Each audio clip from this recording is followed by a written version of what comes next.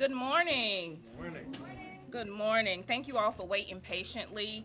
It is a great day to be a part of this community, to have this as an opportunity for the governor to come and to better understand the services and continuum that we're trying to build here in Pitt County.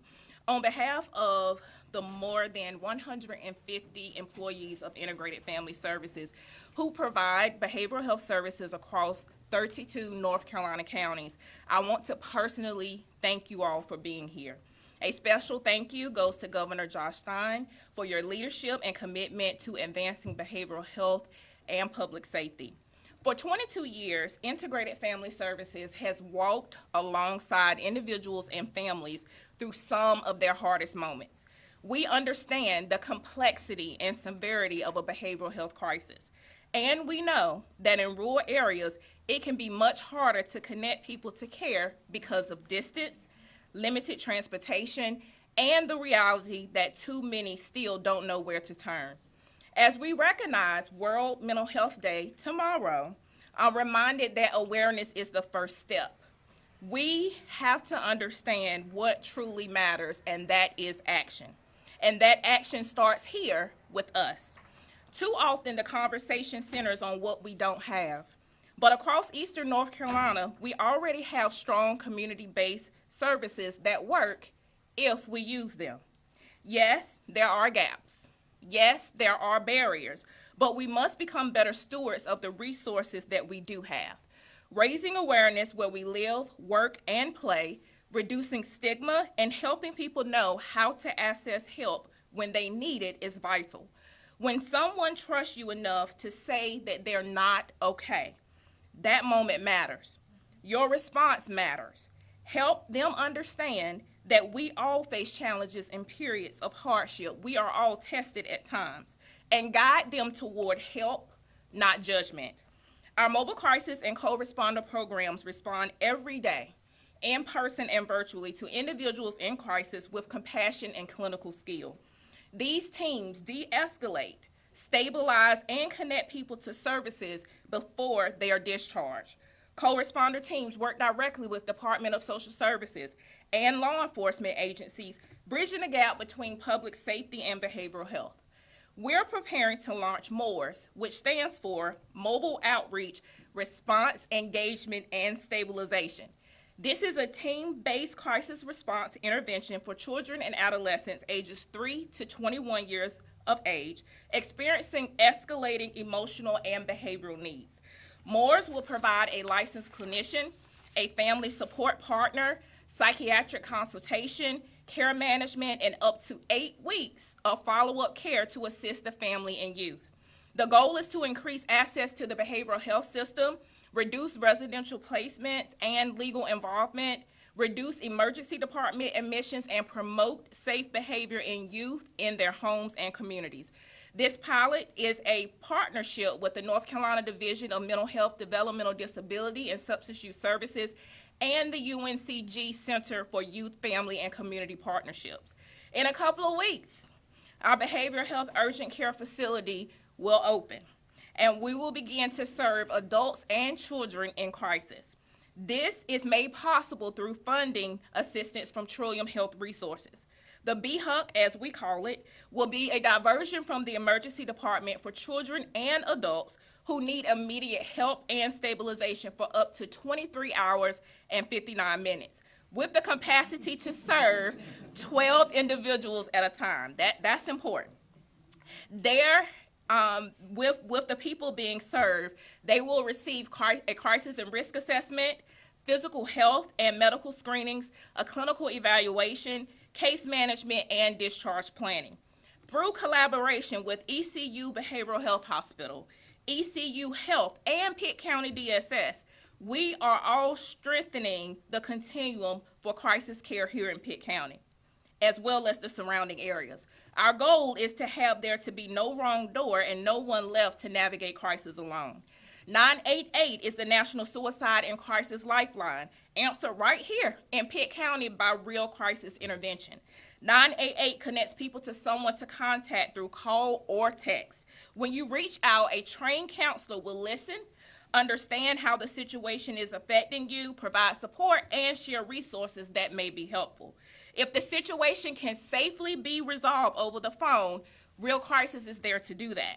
If hands-on help is needed to assist the person in securing maybe a clinical assessment, securing psychiatric care, or access to services that address social determinant of health needs, the 988 counselor should dispatch a mobile crisis unit to respond. That response may also include helping someone get to the right level of care, which could be detox or possibly inpatient hospitalization if needed. As you can see, mobile crisis is someone to respond. The BHUC offers a safe place to go. Together they form a complete crisis system, a pathway to help, hope, and stability. So as I end, I challenge everyone to acknowledge that emotional health impacts us all. I challenge you to learn about the services in your community. So when, not if, someone crosses your path in need, you can tell them where to go. Be a part of the solution, not a source that brings forth complaints when the system falls short. Share what you know. Use your influence to inform. Real change happens when we each carry the message. Help exists, and hope is real. Choose connection over indifference. Choose to reach out instead of looking away.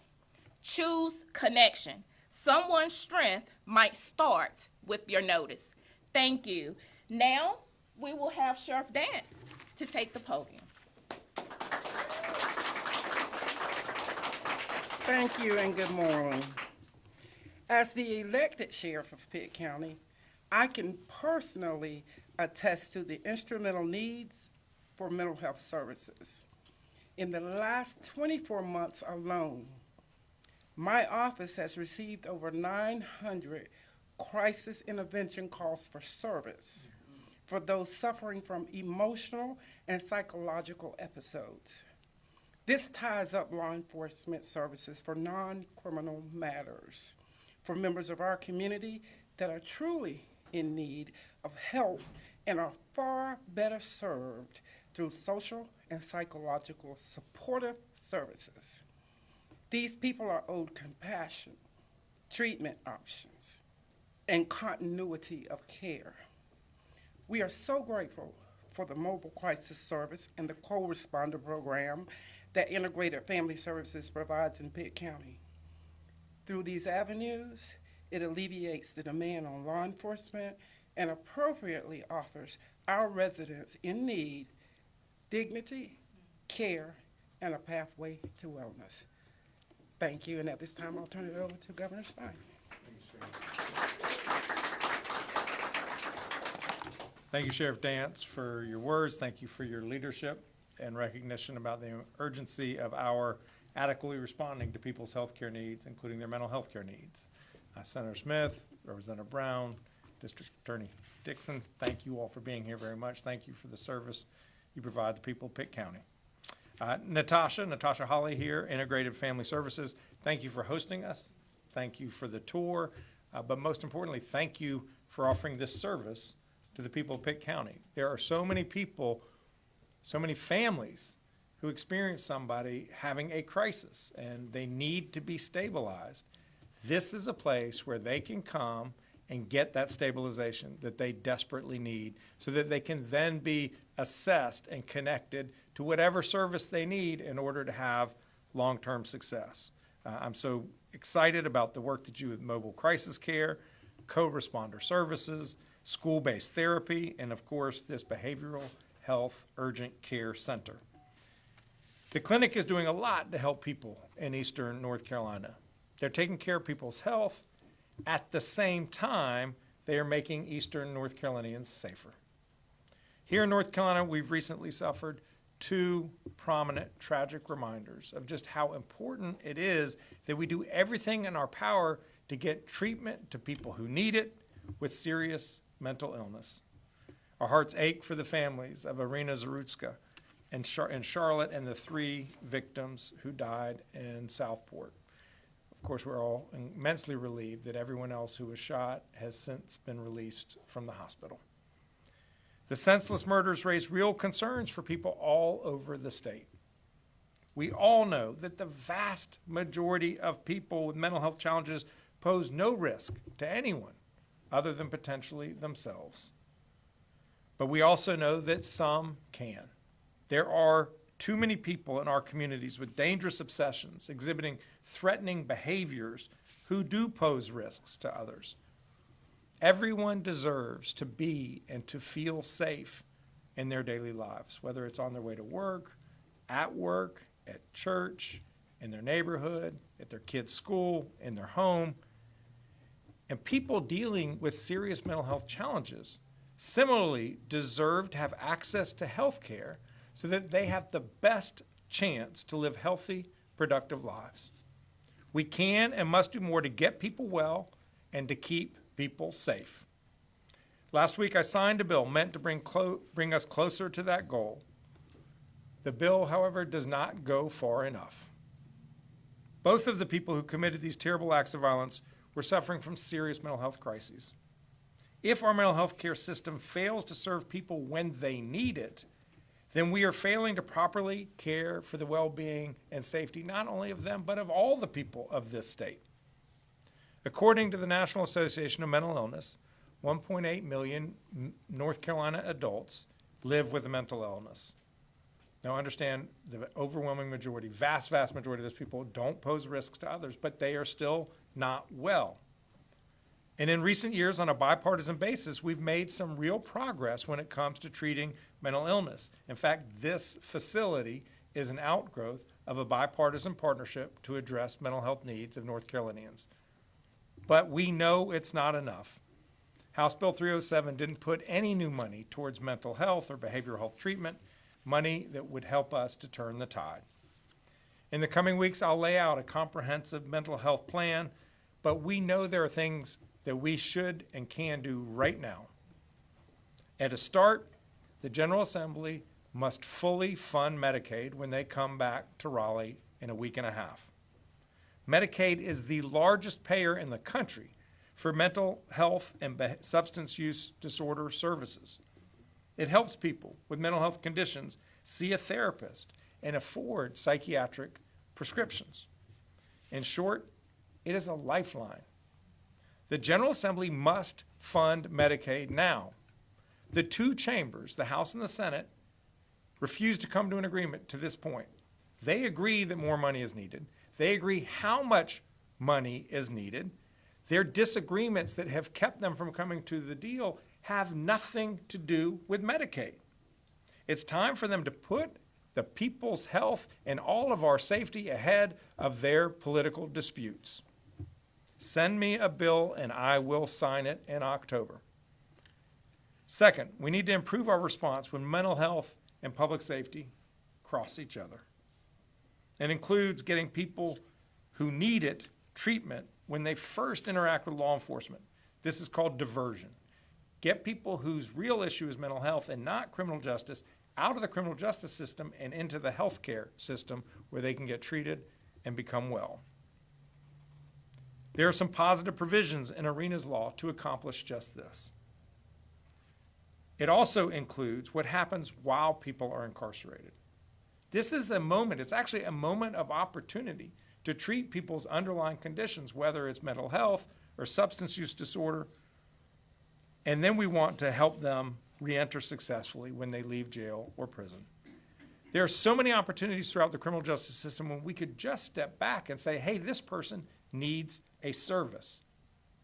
People working at all stages of the criminal justice process need more training and more tools so that they can help make sure that those mental health evaluations take place. Natasha said, we all see people in our community who need help. We just need to take that moment to intervene to try to connect them to the services that they need. And of course, we have to have adequate treatment options for people once we've identified those issues. This crisis center is going to be one of those critical options. Think about someone having a crisis. When someone's having a psychiatric emergency, it can be incredibly overwhelming for their loved ones. We need to make sure that our crisis system is prepared to get them connected to treatment. Integrated Family Services mobile crisis team is a great example of what that can look like. The team is available 24/7 to travel to people who are experiencing crises and connect them to the help and support that they need. Once the experts have assessed the situation, they can provide telehealth or in-person support. The mobile crisis team model works and needs to be expanded statewide to get families the help that they desperately need and to reduce risks to the general public. We need more acute beds to deal with severely ill people who must be hospitalized. Here's a tragedy. The state has over 900 critical care beds, but we're only using about 550 of them. Why is that? Because we do not have enough staff to support the beds and the services that are required. 300 beds where we could be providing people care who desperately need it are sitting empty because we cannot hire and keep the staff.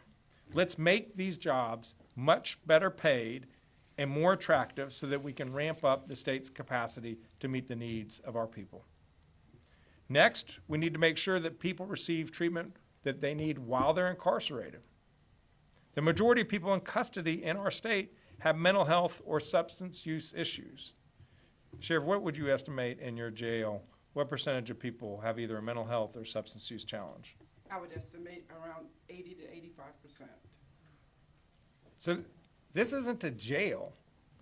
It's a mental health hospital that's incredibly expensive for the public to support. How about we treat the underlying condition that has led to the criminal behavior so that they don't commit the crimes anymore, so that we're all safer and we're saving money at the same time. While folks are in prison, that is the time to connect them to the services and treatment that they need to be set up for success when they get out of prison, because here's the thing, 95% of people in prison get out. 95% of people who are in our prisons will be out at some point. What do you want? Do you want them to be successful, productive, contributing members of society when they get out, or do you want them to go back to a life of crime? We want them to succeed for themselves, of course, but honestly, selfishly, we want them to succeed for us. If people find door after door closed to them when they get out, they will be much more likely to end up doing whatever it was that got them in trouble in the first place. So let's instead open doors of opportunity. There are so many ways that we can support people after incarceration. Supporting them as they find a job, housing, health care, transportation. Without these basic supports, successful reentry becomes so much more difficult. And the risk of repeat crime that affects all of us increases, making us less safe. So let's invest in reentry and treat it like a public safety investment, just like Arena's law that we passed 2 weeks ago. It is time for us to get real about public safety and take meaningful action that will make a difference. Let's roll up our sleeves, actually tackle the tough issues that we know matter, and put in place effective solutions to make North Carolina families safer. Let's get to work. And I want to offer one final word, that tomorrow is World Mental Health Day. This is a great opportunity for us to let all of your viewers know that if you or a loved one is struggling, there are services that exist to help you. Call 988, ask for help. It's there on the other end of the phone. Thank you. Happy for any of the three of us to take questions at this time. I have a question. So you say that you really want to invest in re-entry. That's kind of the whole point of this. Who's investing in the plan? What is this funding looking like? Where are we getting it from? Yeah, well, we will need to have state support for a lot of it. I will be working with the legislature. We're going to come up with a comprehensive public safety plan. Some of the items don't require dollars. Some of the items will require dollars, and we will have it all laid out for the General Assembly's consideration. In regards to rural areas in eastern North Carolina, but also all across North Carolina, healthcare facilities can sometimes be sparse, and sometimes the most affected by mental health struggles are those in rural areas. What in the bipartisan plan and works relates to rural mental health? We've actually seen an expansion of some services over the last couple of years in rural mental health care, attributable to a couple things. One is this bipartisan agreement that I described that helped to fund this facility. That was an outgrowth of the fact that we expanded Medicaid in North Carolina. On a bipartisan basis, Republicans and Democrats came together arm in arm to expand Medicaid. Today, 680,000 of our neighbors have health insurance who did not before. Disproportionately, those folks live in rural North Carolina.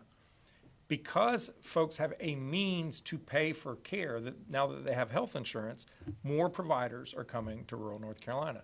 That is why it is a travesty that the General Assembly has not fully funded Medicaid, because they have not. Rates for providers have been cut. Many of these providers are operating on the thinnest of margins. So the legislature is now making it harder. It's counterproductive. If we want to have more health care in rural North Carolina, they have to fully fund Medicaid when they come back in October. And you've mentioned there's been several instances of mental health leading to violence. Even in Dare County, I think a woman was shot by a police because she came at him with a knife. And that was just the day before you signed the bill. So what do you think it will take to get the mental health system really back on track in North Carolina? Well, there are so many different things that we need to do. One of which, to deal with that situation in Dare County, I don't know the specifics, and maybe nothing could have been done to prevent what occurred, but there are co-responder models, and this organization, Integrated Family Services, does this in conjunction with Greenville Police.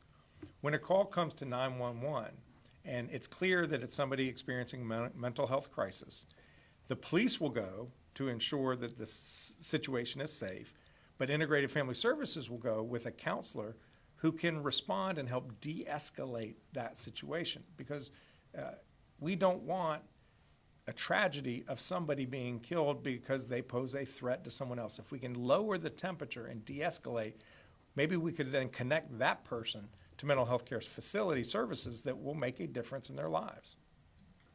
Directing your attention to section B1 of Irina's law, it requires law enforcement to transport violent suspects directly to an emergency department or a crisis facility. How attainable is that, especially for places like ECU Health, where their emergency department is serving 3 or 4 counties? What's the drain on law enforcement, and what's the impact on our rural hospitals?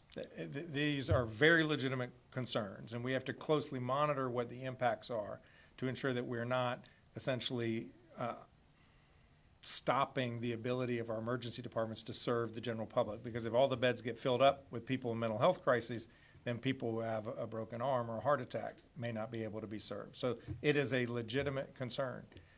One of the reasons why we want this behavioral care urgent center, the Behavioral Health Urgent Care Center, to open is because this would be, under the law, a suitable place for Greenville PD or Pitt County Sheriff to take a person for that evaluation.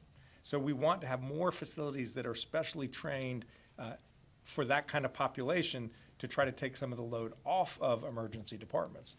But it is really critical that we connect people who are experiencing these crises with the mental health care system. And that's one provision in the law that does that. Now, you also speak about keeping guns out of mentally ill people's hands, and you say by doing background checks and stuff like that, but what if this is somebody that nothing shows up on their background check? There's a lot of times where they're taking a gun from somebody else. How do we prevent stuff like that? So there are plenty of people who have not committed any crimes and are legally entitled to own a gun, but then later develop some form of paranoia or schizophrenia where it is really not a good idea for them to own a gun. That can't be captured by the background check on the front end because they own their gun.